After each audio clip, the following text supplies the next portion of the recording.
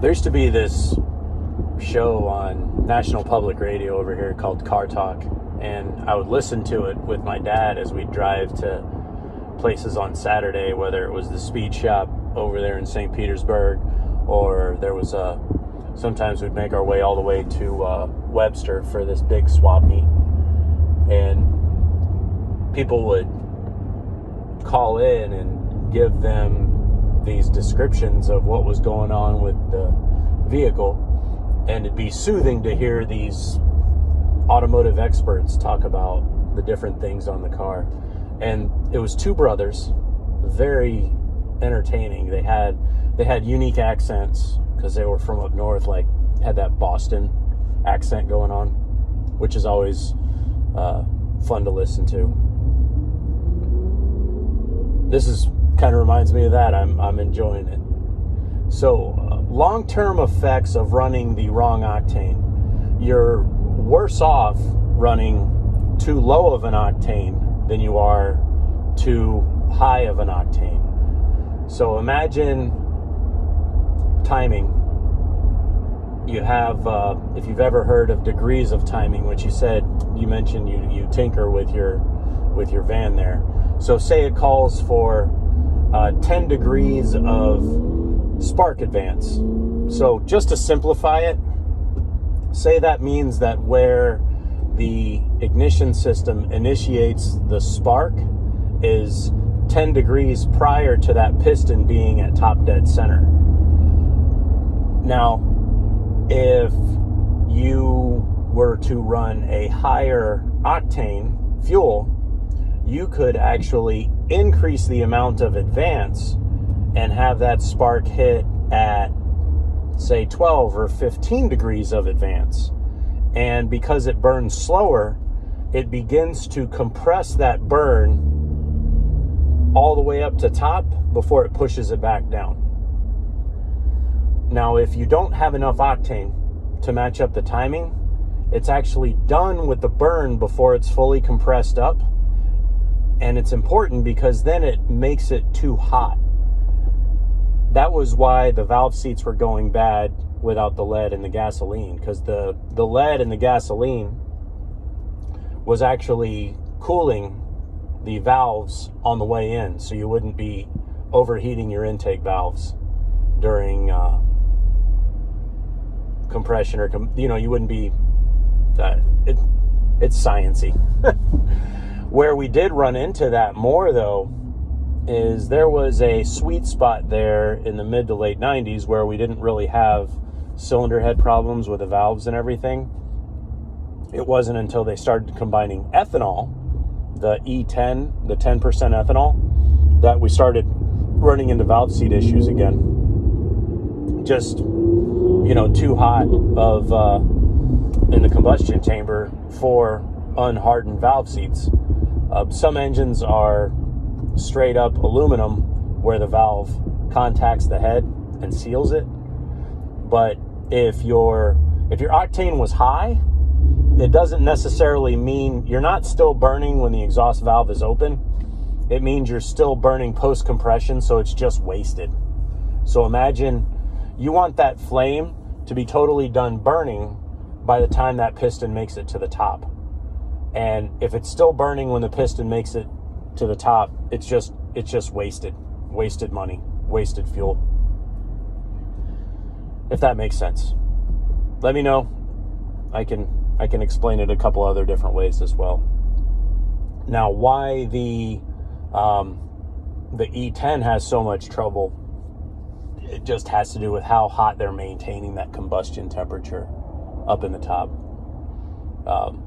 The issue with continuing the lead, besides just the idea of lead poisoning, was there would still be some lead in the exhaust, which would cool the exhaust valve. But as an effect, when we started to put a catalyst on the exhaust to burn off all the leftover particulates to make the exhaust clean, the lead would get clogged up in your catalytic converter, and that'd be trouble.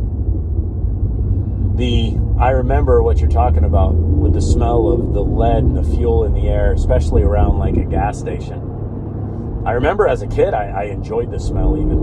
And we would wash our parts in it. So, gas smells different nowadays. Brings back a lot of memories. There are systems, and I don't know, probably the one in your van is most likely saturated by now, but there's actually a fume filtration system called the evaporative emissions canister, where when you're putting fuel in your vehicle, the fumes go through this vapor canister and it absorbs the gas fumes instead of going out into the air. And that's where we don't have gas stations don't smell like raw gasoline for a mile around them the way they used to back in the 70s and the 80s. Neat little tidbit there. Pain in the ass system to work on. It requires a great deal of skill when it starts going bad, and because it's so important to federal emissions, it has like real precise tolerances.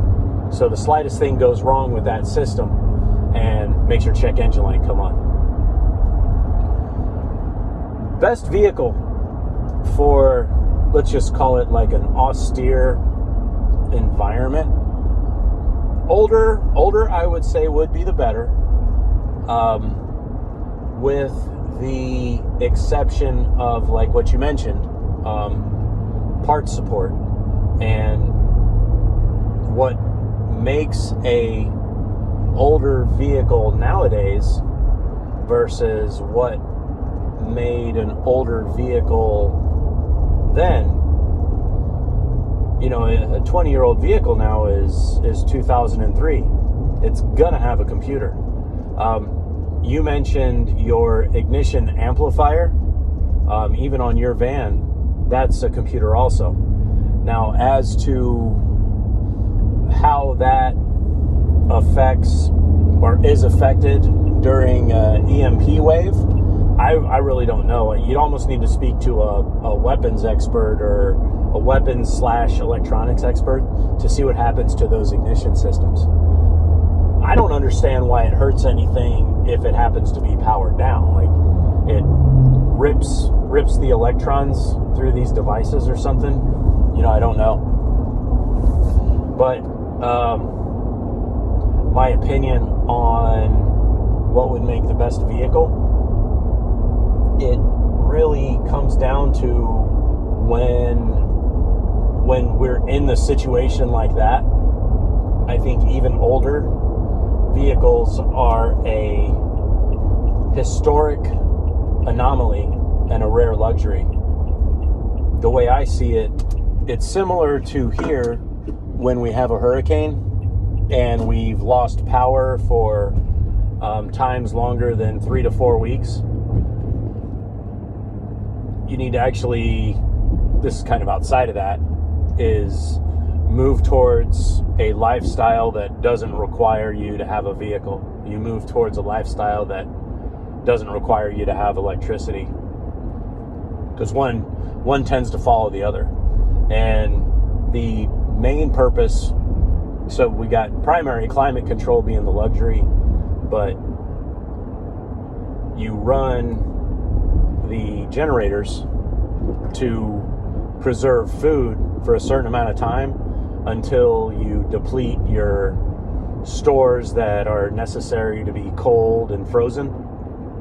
So, essentially, in an austere environment, I think vehicle mobility is something that couldn't possibly be sustained. I think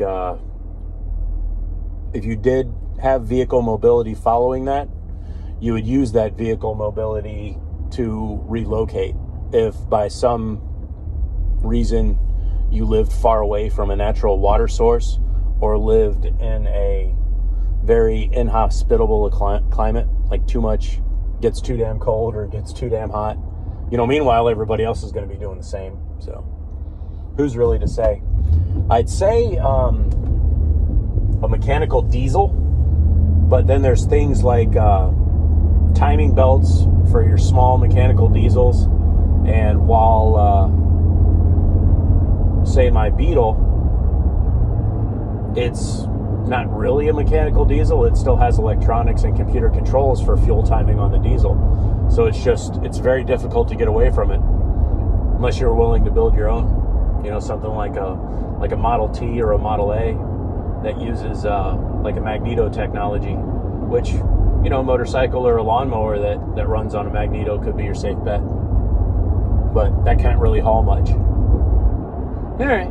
Well, good talking. Great to hear a video from you. And I know the van you're talking about. Those things are cool, man. Those things are cool, and that's neat to hear your passion towards it. All right. Y'all let me know. We'll see you.